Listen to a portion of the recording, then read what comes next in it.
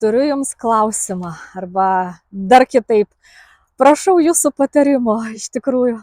Jau kurį laiką turiu tokią idėją padaryti ilgesnę nemokamą pamoką arba webinarą, kad turėtume galimybę realiai susitikti, susipažinti ir kažkiek pasimokyti anglų kalbos subtilybių.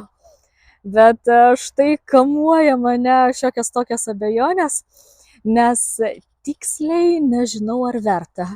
Iš vienos pusės man pačiai būtų įdomu susimatyti su naujais žmonėmis online, dėl kurių kasdien darau savo anglų kalbos pamokėlės ir kuriems tai duoda naudos.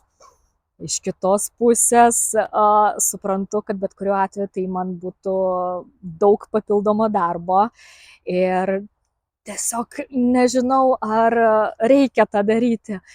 Tai, žodžiu, pagalvojau, kad neužsiimsiu aš tuo overthinkingu, tai yra perdėtų mąstymo apie problemą, ir tiesiog tiesiai šviesiai paklausiu jūsų.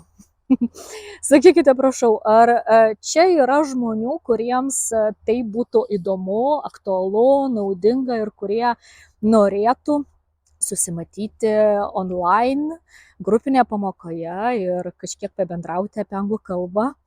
Jeigu matysiu, kad paklausa yra, tai aš jums pažadu, pasistengsiu organizuoti tą mūsų susitikimą kuo greičiau.